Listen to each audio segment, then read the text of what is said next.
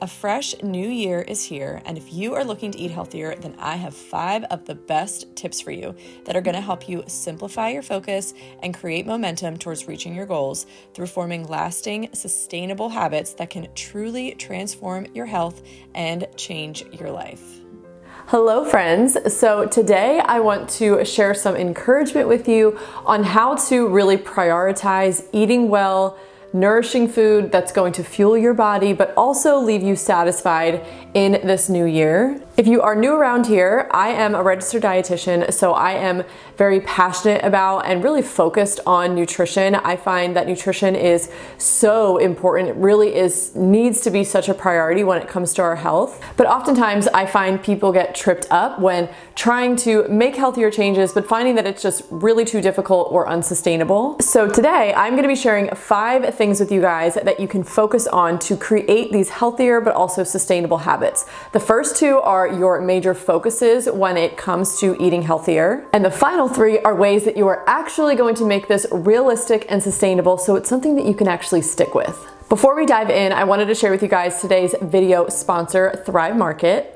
They are one of my personal favorite ways to stock up on healthy and sustainable groceries. They have the highest quality standards in the industry, and they actually even have a list of over 1,000 ingredients that they don't allow in the products that they sell. They truly carry high quality, real food at lower prices. It's very affordable. Everything comes to your door, which is just the most convenient. And if your order is over $49, it will ship to you free. Their website is also just super easy to use. They have all different categories that help you narrow down your search, and I personally love the buy again feature and find that so helpful. I personally love to stock up on healthy pantry staples that I like to keep on hand, but I also love their snacks too. There's just so many good options for kid snacks that are quick and on the go, but I know that they're made with wholesome ingredients that I can personally trust. So if you're looking to eat healthier in this new year, there's truly no better time to try out Thrive Market. And they have a New Year sale going on right now, which gives you 30% off their top products. Plus, when you use my link down in the description box, you will get an additional 30% off your order, plus a free gift worth up to $60. So it is such a good time to stock up and kick off this new year in a healthier way. Now, the first focus when it comes to healthier, sustainable eating habits this year is to focus on balancing your macronutrients each time you eat. This is one of the simplest ways to view food truly as the fuel that it is, and it's going to balance your body by balancing your blood sugar. It's going to increase your satiety, meaning you're going to be fuller and more satisfied for longer. And it's also going to help you reduce your cravings, especially carbohydrate cravings, which is going to leave you more satisfied and feeling more in control, which makes all of your efforts to eat healthier actually so much easier. Now, what do I mean by balancing macronutrients? I mean, ideally, each time you eat, you would have a source of protein, a source of fat, potentially a source of carbohydrate. If it's complex, that would be most ideal. And then also some form of fiber as well. What this is going to do is it's basically going to blunt any blood sugar spike from the carbohydrates that you are eating, which allows your body to absorb it more slowly, more steadily, which is going to leave you feeling more steady, more energized, and fuller for longer. When all paired together, the 3 macronutrients and the fiber really work in harmony to fuel your body in the way that it is designed to eat. And I can tell you from my days of one-on-one counseling clients, this one focus alone, just making this one shift in how you look at food, has a major impact, not only in the way that you feel, but also the intrinsic motivation you get from eating in a way that actually feels good and seems to be working. The second focus I want you to have is eating real food. It's that simple. Now, when I say eating real food, I don't mean that you have to eat like a bird, that you're going to be eating carrots and celery for lunch. That's actually the exact opposite of what I'm trying to teach you. I am trying to teach you to actually fuel your body and give it the energy and the nutrients that it needs to work optimally. And most of the messaging, especially around this time of year, that you're going to be getting around eating healthy has to do with restriction. And that is actually just going to backfire on you and leave you feeling like you have no willpower and leave you feeling like a failure, when really you're just fighting your own biology, and you have to actually fuel your body if you want it to work.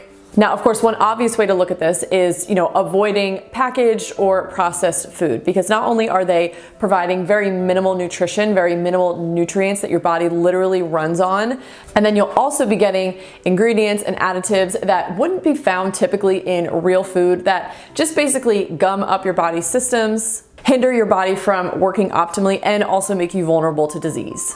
So step by step, trying to rely less on processed food, less on food cooked outside of your home, and trying to make more of your own food yourself, focusing on real, whole, simple ingredients. My third tip is actually what's going to help you make that happen, and that is creating systems within your kitchen so that you can make this real food happen. Everyone's busy, I know, I get it. Trust me, I am in the same boat, but I also am a firm believer that we prioritize our priorities. So if this is a change you really want to make, you do have the power within you to make it happen, and a little bit of organization goes a long way here. So I want you to start noticing your areas of struggle and start to build systems around that. For example, at the end of a day, if you are just exhausted, you've got nothing left to give, so you just DoorDash it instead of cooking a wholesome, nourishing meal, then you need to figure out ways to get that meal started or potentially even prepare it somewhat or mostly in advance so that when you get to that point, you don't have that whole mountain to climb. You already have done a lot of that work up front because you know that you're not going to want to do it all at that point. So maybe it's getting a crock pot meal started, or maybe it's, doing all the veggie prep one time during the week so that all of that is done and you can just throw something together. Maybe you truly just need extremely simple meals to get you in the habit of actually doing this every day, in the habit of pushing through that discomfort of not wanting to do it and just creating that path for yourself to just do it every day or do it most days, even though you don't really want to. Maybe you're trying to be more mindful of ingredients, so you're going to start baking your own bread or making your own yogurt or making your own bone broth and roasting a chicken once a week. Then these are all things that you can create a system around. If these are things that you're going to do repeatedly, you can try and nail down a certain day of the week that you're going to do it. So it takes less thought and you always have the ingredients on hand to execute it because you know it's going to happen every week and you know what day it's going to happen on, and it just takes a lot of the mental fatigue out of it. And I can't give you an exact blueprint on how to carry this out in your own kitchen because your schedule and your desires look different than mine. But if you are looking at the areas of the struggle and you're matching that up to, okay, these are the goals that I would like to attain, you can start to create systems around those problems so that you can actually start executing these things successfully. My next step is also going to set you up for success in this area, and that is what I like to call inventory intentionality. You are A, super intentional about the foods that you're bringing into your house, and also B, being very intentional about stocking a healthy pantry.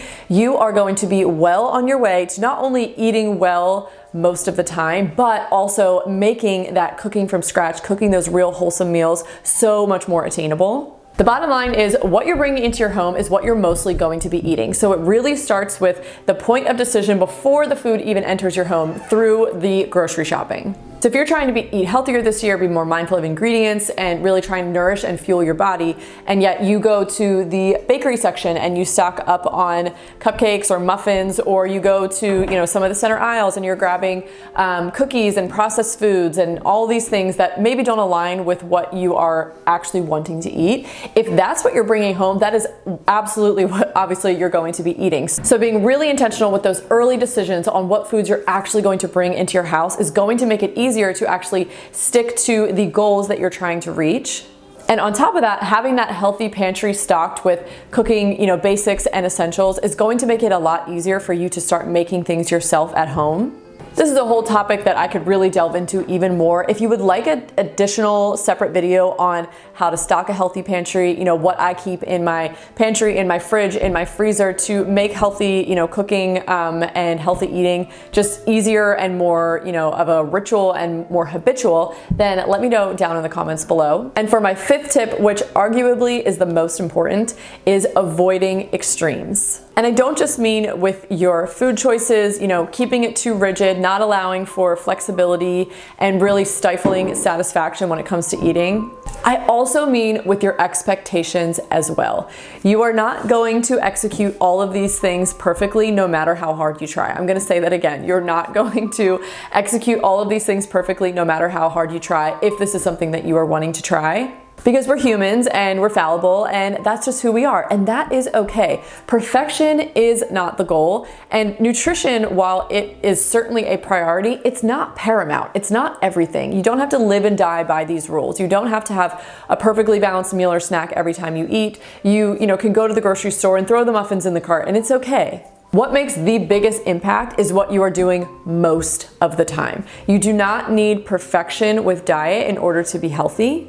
In fact, if you are trying so hard to be healthy that it is stressing you out, that you are missing out on some of life's joys because maybe there's going to be food offered there that does not fit with your goals, that stress and absence of human connection and joy is actually going to have a negative impact on your health. So, bake the cookies, enjoy life. You don't have to eat perfectly, because not only is perfection not really attainable, it's also definitely not sustainable. So why go to all that effort if it's not even going to stick around? So if you really want to make healthier changes this year and you want them to actually stick and not just peter out come mid-February, then I want to challenge you to take a different path. When the world is trying to sell you all of their quick fixes and fast results right now, I want you to take the slow, sustainable path, the one that is actually going to lead you to a healthier place. Because man, health really is your wealth. And I find that this is something that we just tend to overcomplicate way too much, far too often. It's about focusing on the small, sustainable changes that are going to turn into habits, and then you build one habit at a time, slowly over time. And by this time next year, you could be completely unrecognizable from the point that you're starting at right now. It really is not that difficult. It just takes some time, it takes energy and a little bit of skill, but you can totally do this. Thank you guys so much for watching this video. I hope that you are walking away feeling inspired and ready to take on 2025 and truly make some healthy changes this year that are actually going to have an impact on your health in the long term. If you guys are new around here, I would absolutely love for you to subscribe to my channel, where I like to share about what I like to call generational health, because as a mom, not only do I want to be healthy for myself and healthy for my family, but I want to pass on these healthy behaviors and attitudes and skills onto my children, to the next generation. If that aligns with your goals as well, then I would absolutely love for you to stick around, and I truly hope to see you in the next video. Bye.